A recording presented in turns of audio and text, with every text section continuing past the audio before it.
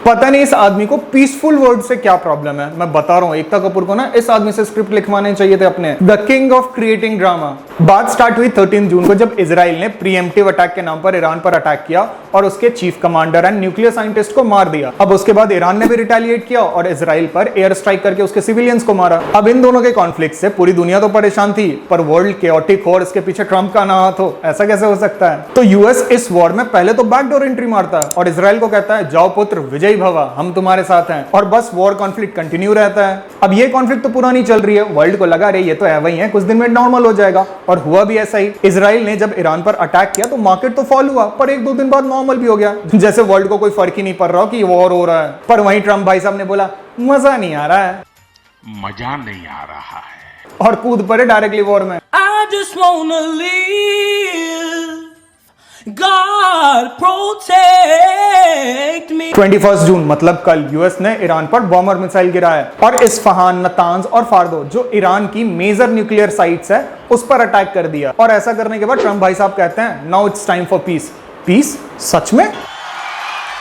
मतलब पहले अटैक करो फिर नेगोशिएट करो, ट्रंप की क्लासिक स्ट्रैटेजी।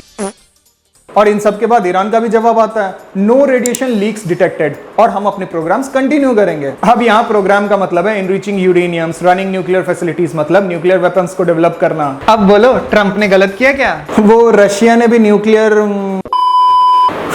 अब इन सब के बाद ईरान चुप तो बैठेगी नहीं, स्पेशली जब यूएस डायरेक्टली इन्वॉल्व हो गया हो। तो ये वॉर फर्दर एस्केलेट होगा और वो हो भी रहा है, जैसे इजराइल पर अटैक, यूएस मिलिट्री बेसेस जो मिडिल ईस्ट में है लाइक इन इराक, और ऐसे एरियाज जहां पर उनके रीजनल एनर्जी इंफ्रास्ट्रक्चर्स हैं उन पर अटैक। अब ईरान को ये बात तो पता है कि वो यूएस से डायरेक्ट वॉर में तो नहीं जीत सकता, पर नेगोशिएशंस के लिए इतनी इजीली सरेंडर भी कर दे ये भी नहीं करेगा। तो ऐसे में चांसेस बढ़ जाएगी ऑयल डिस्ट्रप्शन रूट की, वही स्ट्रेट ऑफ हॉर्मस, जो route global oil daily supply का 20% होल्ड करती है। और अगर ये रूट क्लोज हुआ तो ऑयल प्राइस आराम से $100 पर बैरल क्रॉस कर जाएगी, मतलब हाई इन्फ्लेशन। और पिछले 6-8 महीने से ना ग्लोबल मार्केट इस इन्फ्लेशन से जूझ रही है और फेड के लिए तो ये इन्फ्लेशन सरदर्द हो गया है। और पता है इस रूट के बंद होने से ना ज्यादा इंपैक्ट चाइना को भी पड़ेगा, क्योंकि ईरानियन ऑयल की लार्जेस्ट बायर चाइना ही है। तो अब बात इतनी सी है कि जब यूएस फॉरवर्ड में आकर खेलने लगा है तो ये कंसर्न थोड़ी सी सीरियस हो गई है। आईएमएफ ने ग्लोबल ग्रोथ रेटिंग्स को रिसेंट मंथ के लिए डाउनग्रेड कर दिया, तो ऐसे में अब इन्वेस्टर्स शायद पैनिक भी करेंगे। तो मंडे मार्केट ओपन होते ही या तो हमें मार्केट थोड़ा गैप डाउन देखने को मिलेगा